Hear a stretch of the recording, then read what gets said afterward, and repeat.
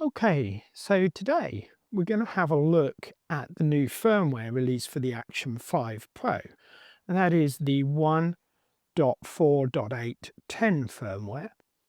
Now, this has improvements in the high dynamic range, and we're going to have a look and see whether that makes much difference between footage captured now before the upgrade of the firmware and then after. So we'll compare the two sets of footage and see whether DJI really have made improvements in that area. I'm going to record everything in 4K 30 D-Log-M. I do have the texture and the sharpness set to -2, so they're set all the way down just to give us a better chance of getting a good image. So let's get on and do some testing and see what improvements DJI have made. Okay, so the area we're really interested here in the release notes is the optimized color performance in high dynamic range scenes to enhance visual experience. So that is the area we're going to be focusing on when we do all of the testing.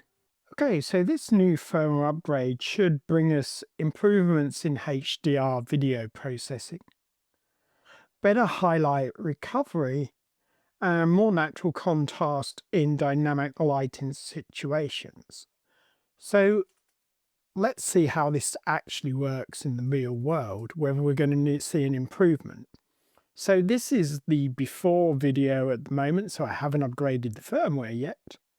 And as you can see at the moment, I'm just doing this with a window behind me indoors.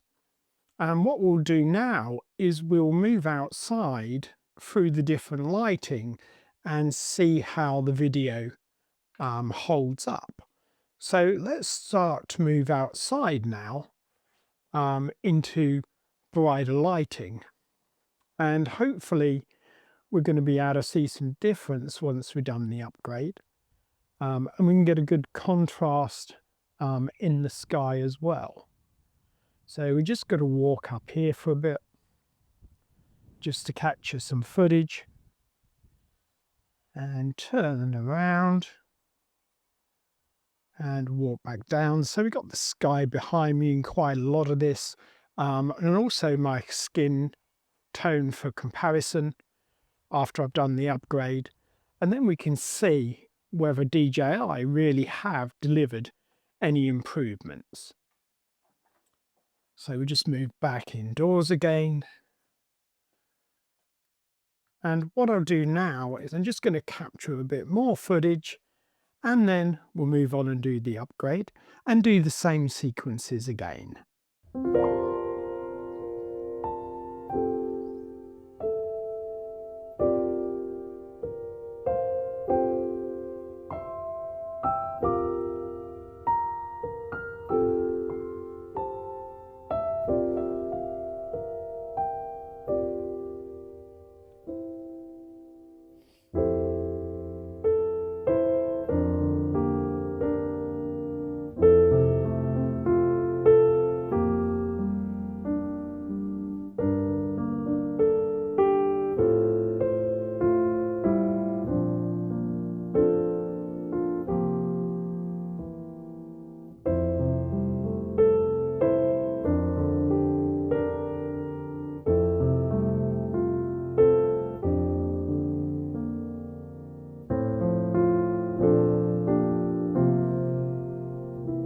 Okay, so the firmware has now been updated.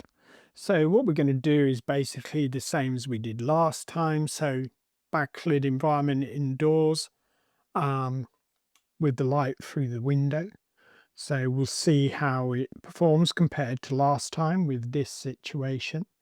And now we'll move outside and do the same as what we did last time. So we're just going to take a walk from inside to outside and have a look at how it's coping with the different contrasts of light. And hopefully with the sky behind me, it's going to give you some indication whether we've got any improvements now in the HDR processing for this video. So we'll just do the same as what we did last time. Turn around again, so I've got the sky behind me. We'll also compare some of the skin tone and see whether there really is much of a difference now in the video quality. And what I'll do is I'll also capture the same footage that I did the last time to compare side by side again. So we're just moving back inside now, looking at how it's dealing with the different lighting situations. And what we'll do now is, like I say, I'll capture some more footage and we'll compare that as well.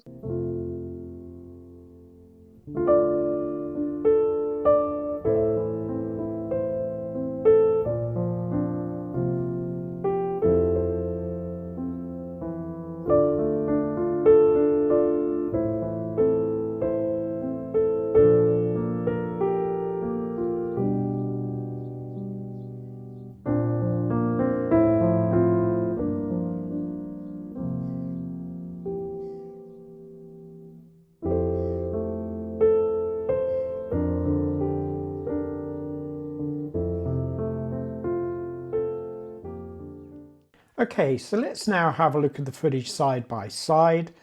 I'm not seeing a massive amount of difference. Maybe the highlights are not quite as blown out in the background in the after footage. Let's just pause this for a second.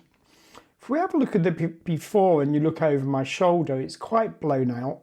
If we have a look at the after, it does seem to have got some more of the detail there, but it's not massive.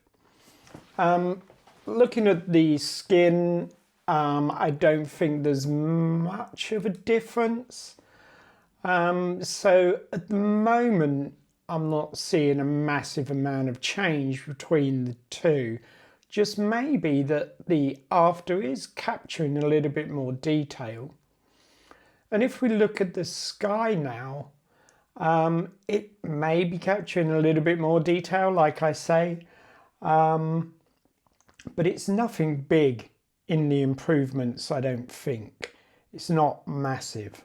It's not really obvious that there is a big difference between the two. So I'm really going to say maybe the skin tone is a little bit better in the after video. But looking at them side by side, I don't think there's a huge amount of difference between the versions of firmware. But I'll let you watch out the rest of this and make up your own mind.